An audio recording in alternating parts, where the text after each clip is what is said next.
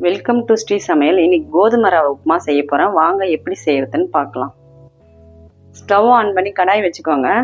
1 cup கோதுமை ரவை எடுத்திருக்கேன். இப்போ நம்ம இதை வறுத்து எடுத்துக்கலாம். ஸ்டவ்வை சிம்மிலே வச்சு வறுத்துக்கோங்க. ஒரு 3 நிமிஷம் வறுத்தா போதும், அதிக நேரம் தேவையில்லை. கோதுமை ரவை நல்லா வறுபட்டு வந்தாச்சு. இப்போ நம்ம இதை ஒரு பிளேட்டில் மாற்றிக்கலாம். இப்போ கடாயில் ஒரு 3 ஸ்பூன் ஆயில் ஊற்றிக்கலாம். 1 ஸ்பூன் கடுகு, ஒரு அரை ஸ்பூன் உளுத்தம்பருப்பு, கடலைப்பருப்பு ஒரு அரை ஸ்பூன். கடுகு உளுத்தம்பருப்பு நல்லா பொரிஞ்சு வந்துருக்கு. இப்போ 2 வெங்காயத்தை பொடியாக கட் பண்ணி வச்சுருக்கேன். இதை நம்ம சேர்த்துக்கலாம்.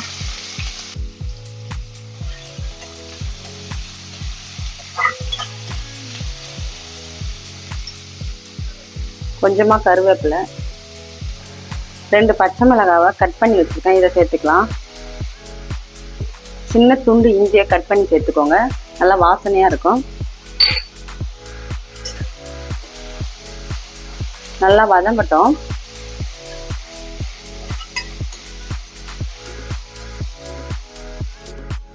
கொஞ்சமாக பெருங்காயத்தூள் சேர்த்துக்கோங்க.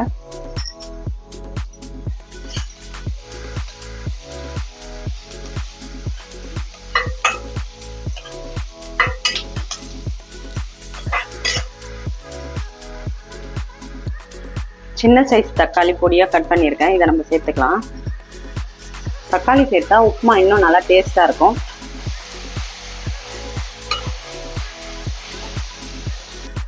ஒரு அரை ஸ்பூன் சால்ட் சேர்த்துக்கலாம்.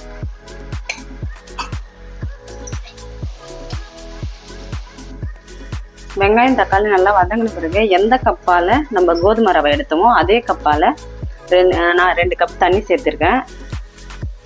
1 கப் ரவைக்கு 2 கப் தண்ணி சேர்த்துக்கோங்க.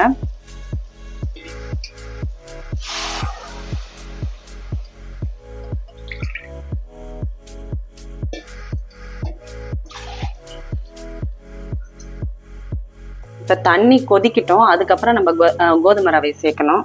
அதுக்கப்புறம் பார்க்கலாம். தண்ணி இப்போ நல்லா கொதிச்சு வருது. இந்த சமயத்தில் இப்போ கோதுமை ரவையை இந்த தண்ணியில் நம்ம கலந்து சேர்த்துக்கலாம்.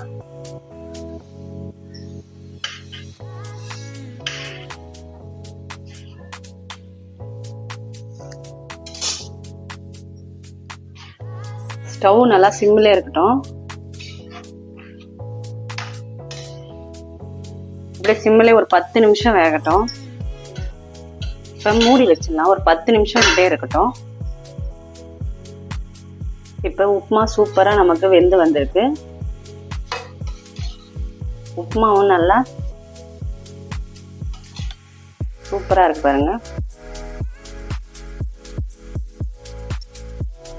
தேங்காய், பொட்டுக்கல்ல, வரமிளகாய் வச்சு அரைச்ச சட்னி நான் ரெடி பண்ணியிருக்கேன். உங்களுக்கு எந்த விதமான சட்னி பிடிக்குமோ அது மாதிரி நீங்கள் அரைச்சிக்கோங்க. நல்லா ஹெல்த்தியான கோதுமை ரவை உப்புமா நான் இப்போ செஞ்சுருக்கேன். இது மாதிரி நீங்களும் உங்கள் வீட்டில் செஞ்சு பார்த்துட்டு எப்படி இருக்குன்னு கமெண்ட் பண்ணுங்கள். இந்த வீடியோ பிடிச்சிருந்தால் லைக் பண்ணுங்கள், ஷேர் பண்ணுங்கள், சப்ஸ்கிரைப் பண்ணுங்கள்.